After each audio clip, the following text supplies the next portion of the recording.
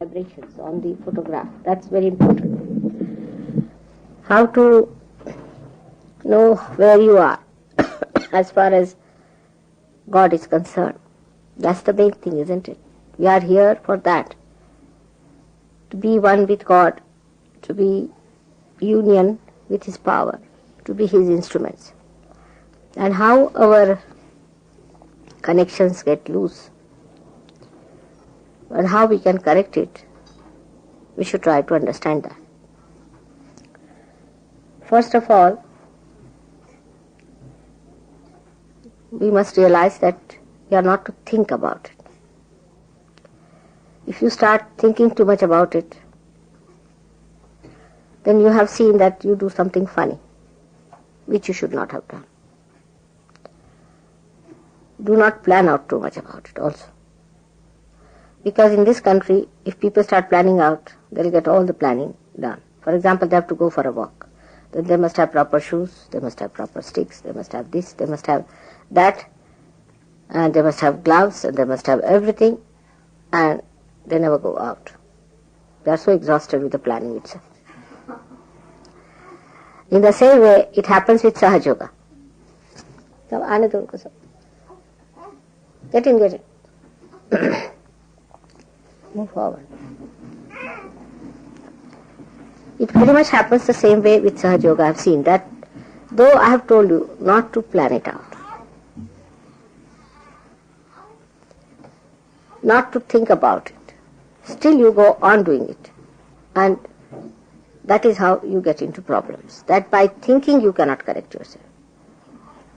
What you can do is to know that you can put bandhans or you can give yourself a balance with your hands. You have to move your hands and not your brain. Alright?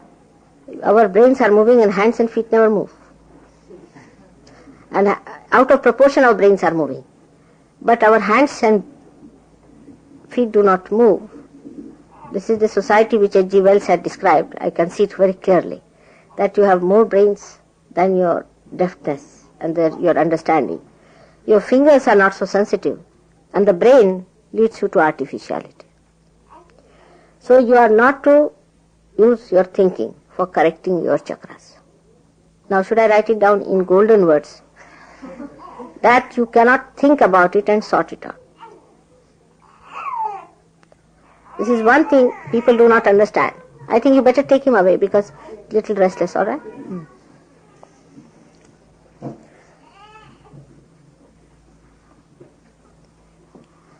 Now we have got mantras for different chakras. Every chakra has got a mantra which you know. If you do not know, you should find out. Now, if one chakra is scratching, then you work on that chakra only and develop your mantra on that. For example, supposing you have to say something for your heart. Then first of all, you must ask for forgiveness from God. That means your attention has not been so much as it should have been on the spirit. Or if you have done any mistakes, ask for forgiveness. You ask for forgiveness. Now, you ask for forgiveness from your heart. Even doing with hand can be artificial. You understand that. It could be just ritualistic, but from your heart. Whatever you have to say, you say it from your heart. Ask for forgiveness from your heart. Not think about it. You see, this is the trouble is. If I say something, then you start thinking about it.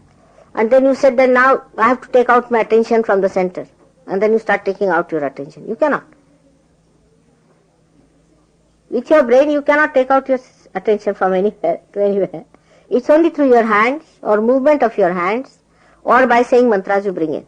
Do you understand that point? Absolutely clear cut. Many people think that if they pay attention to something and pull their attention, you cannot.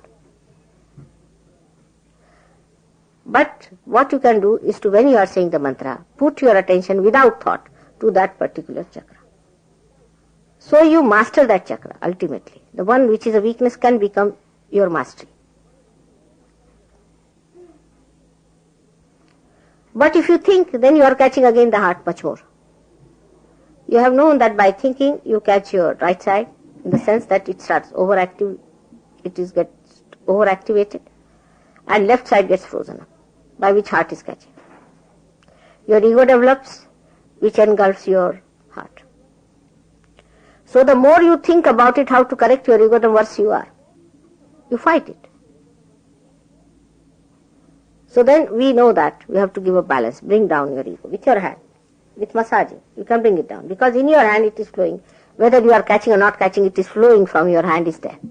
The flow from your hand is there. You may not even receive from me, but there is flow already started. It's germinated. Little bit is always there. Use that to massage your head, bring down your ego. Then for heart also. Do not think about it, but give it. Or you put your hand towards it. Direct the vibrations, but don't think at that time. This is the important thing.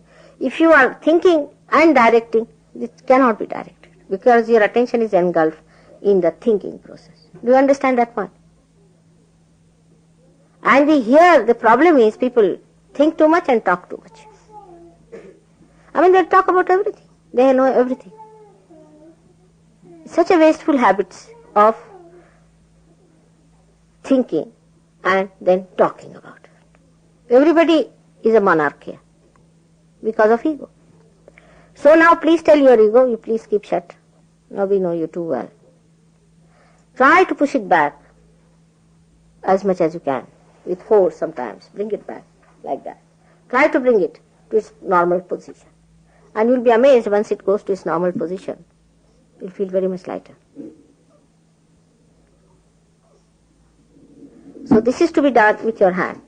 You can use oil to rub, or on your body if you have to rub, you can use even powder or anything for having less friction. But it is through massage, through giving bandhans, by taking it out, or through limbu, or you can use even an orange or something like that. Try to take out these vibrations through these mediums and not through thinking. Through thinking you cannot do it. Once you think, you have no power over yourself. There's a barrier between the spirit and you. Because you are thinking through your ego.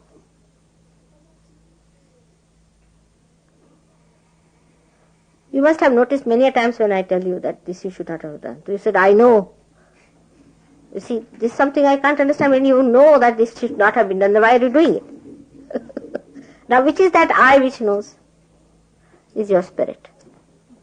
Or which is that is doing it against it? Is your ego. So, identification should be with spirit. And spirit does not think. It manifests.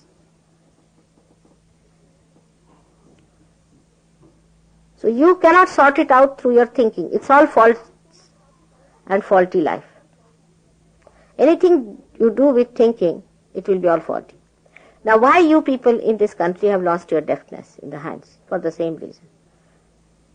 If I ask a question, say some art, people can tell me a lot about art. But if you tell them even to hold a brush in their hands, they cannot.